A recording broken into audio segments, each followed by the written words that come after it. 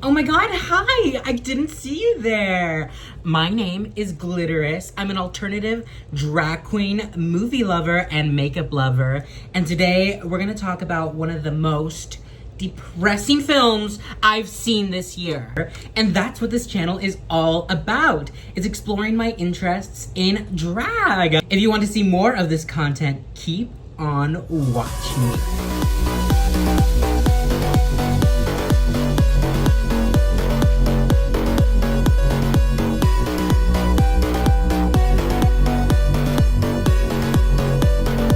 Today's lesson is on I Saw the TV Glow. This movie came out this year, and as a veteran movie watcher, there are very few films that truly affect me in a visceral way. And this is one of those films that after I watched it, I went home, I got on my laptop, and I wrote an entire article about my feelings about this film. This movie makes me want to scream. It's a soul scream, and it really is. And we'll get into that later on in the video. But first, before I get into actually talking about the movie, I wanted to talk about where I'm coming from. Did you guys see that movie by Alex Garland called Civil War? That movie sucked. Have you ever seen Fight Club? You know, that movie about sweaty guys meeting up in a basement and hitting each other because it feels good? That is the gayest movie I have ever seen. And if you can't see that, you're blind. Double rainbow all the way across the sky. I truly also believe that superheroes are for man babies, and I really hated Wolverine and what's his name, Deadpool. That was literally one of the worst movies I have ever seen. What are you talking about, you idiot? If any of those opinions offended you, here's a little disclaimer. I truly believe opinions are like a box of chocolates. Most of them suck. They are never as good as they look. They look so pretty, those little truffles in their little box, and then you get into one of them and it's disgusting. Like, what am I biting into? 3-year-old marshmallow? Are you serious? So if I say something in this video that upsets you or you disagree with, leave a comment. Tell me. Let's have a healthy discourse about it. What we're not gonna do is scream at me. We're not gonna scream at me and say I'm slur, because I hold a different opinion than you. I love different opinions. They're how we make the world a better place. If we can talk about how we are approaching something in our unique way and seeing it as such, as our unique way of seeing something, instead of screaming at each other because we're right or we think we're right, the world would be so much better. The content of this video was taken from my article I wrote for Rattlesnake Art Magazine. That's my dear sister Luna. And look, that's me! I wrote an article. So what I'm gonna be going through in this is kind of what I talked about in my article. So if you wanna read that, reach out to Rattlesnake, see if you can grab a copy, or just watch this video, baby. So I will be talking about plot points. So if there's spoilers ahead, be warned. And with that, let's get into it.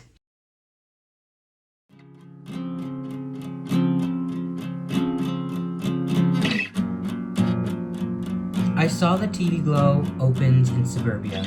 The year is 1996. An isolated 7th grader, Owen, meets 9th grader Maddie when he notices her reading an episode guide of the TV show called The Pink Opaque. The Pink Opaque is a TV show that exists in the movie that follows Isabel and Tara, two best friends with a psychic connection, and they use their psychic connection to fight a different monster every week. These monsters are sent by the big baddie, Mr. Melancholy. One of the most interesting parts of I Saw the TV Glow is The Pink Opaque, the show within the film.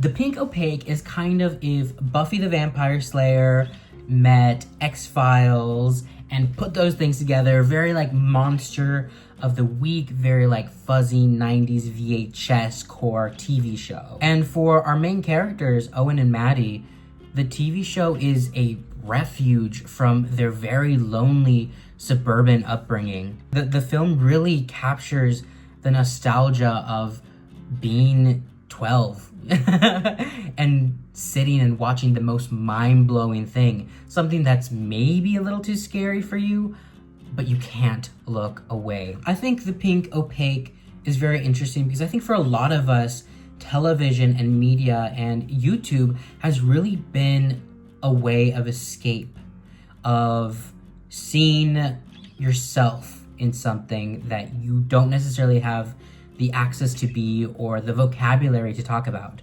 For Owen sees his femininity and sees himself reflected in this TV show. Owen is fascinated by this TV show as he's only ever seen late night commercials for it. And Maddie knows everything there is to know. So when Maddie invites Owen to come watch an episode with her and her friend, Owen jumps on it. Owen sneaks out and comes over to Maddie's house to watch an episode with Maddie and her friend Amanda. And he's captivated by it. 2 years later, Owen's mom, Brenda, is terminally ill. Owen still can't watch The Pink Opaque live due to his bedtime curfew being very strict, apparently. He can't stay up past 10:30. And in one of these moments when he asks to stay up late, his father asks, "Isn't that a TV show for girls?" So when Owen shares with Maddie that he can't watch the TV show live, Maddie starts recording them and leaving them on tape for Owen to find and watch and experience the show, so they can watch it separately but together. The Pink Opaque becomes an escape and an obsession for Owen and Maddie, an engrossing object of fixation. The alluring images of The Pink Opaque quickly become Maddie's reality. She tells Owen that The Pink Opaque sometimes feels more real to her than real life. One day, Owen approaches Maddie to ask if she would like to watch an upcoming episode together. I like girls, you know that, right? Totally, that's fine.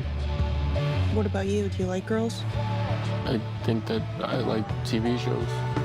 He doesn't know if he likes boys. He doesn't know if he likes girls.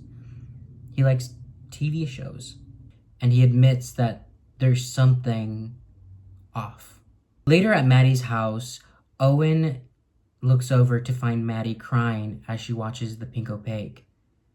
You realize that she has an abusive stepfather, and she comes up with a plan to escape and invites Owen to come along, but too afraid, he stays behind.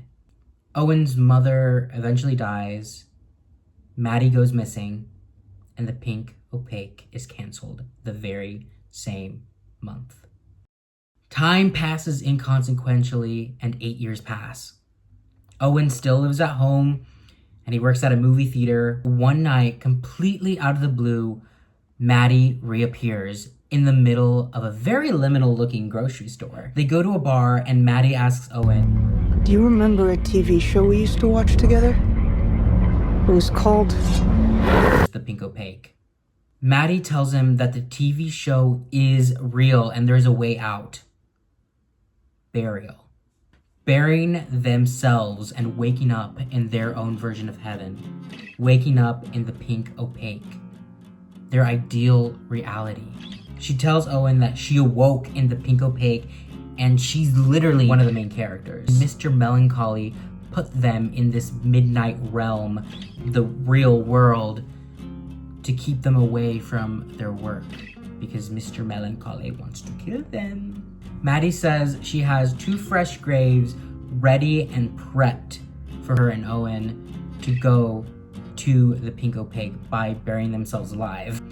Owen nearly joins, but again, can't bring himself to join Maddie, and he runs away. 20 years pass, and Owen's asthma is crazy. He feels like he's suffocating every single day, and now he works at an arcade. Reality hits, and he freaks out. And he's like, take me with you. Take me with you. And it's a very, very disturbing scene. After this, he locks himself in the bathroom and takes a razor and cuts his chest open. He smiles when he sees the TV static inside. He leaves the bathroom, apologizes to the guests at the arcade, and the film ends.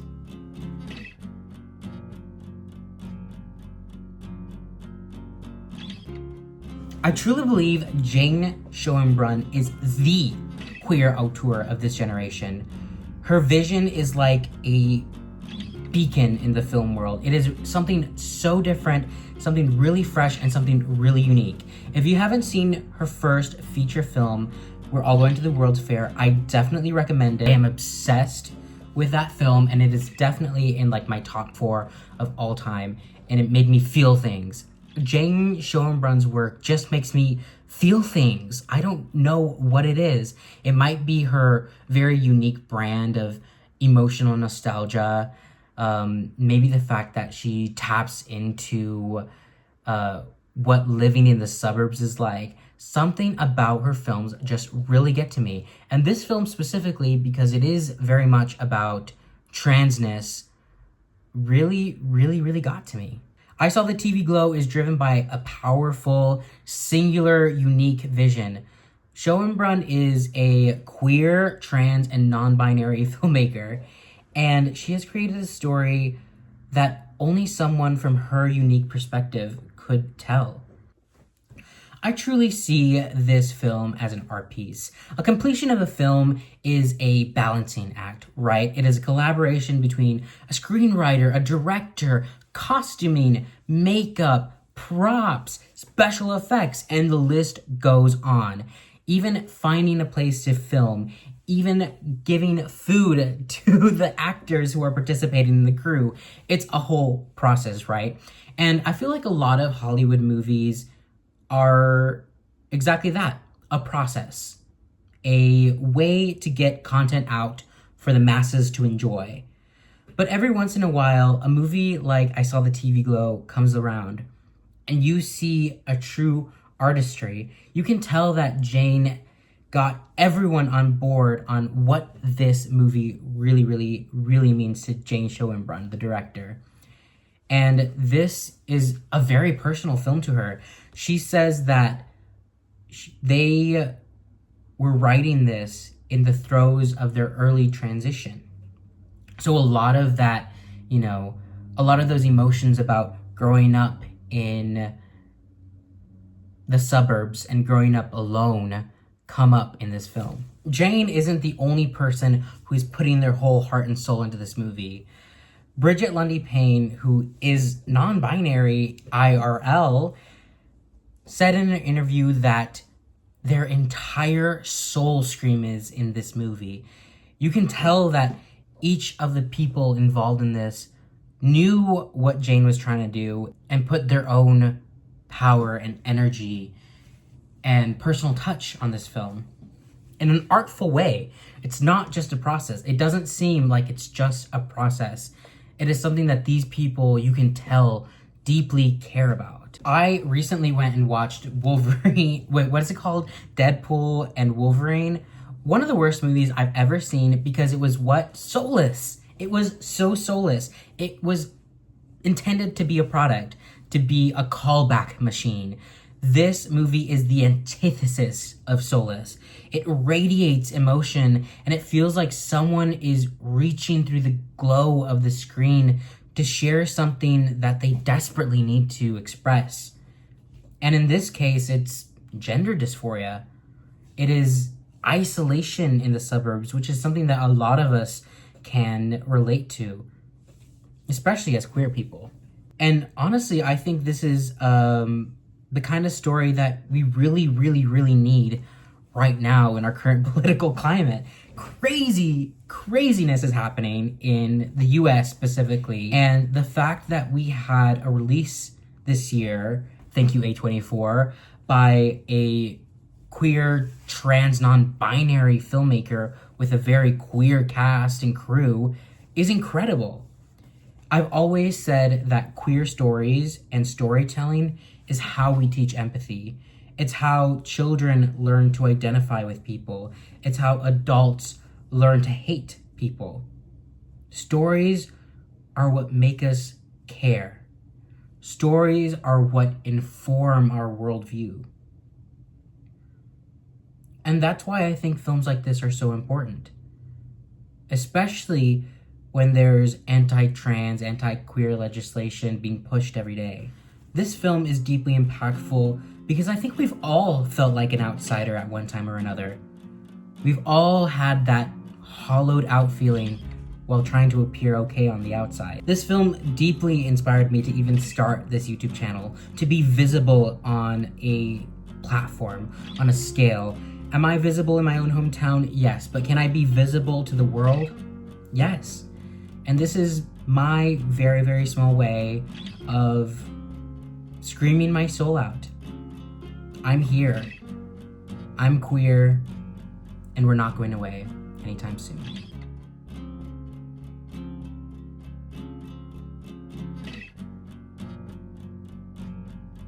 If you enjoyed this kind of personal essay on this film, leave a comment. What film should I talk about next? What film has really impacted you? And how did you feel about I Saw the TV Low? If you like this content and want to help me in my journey, don't forget to like this video, comment, subscribe, all the YouTube things. You know what they are.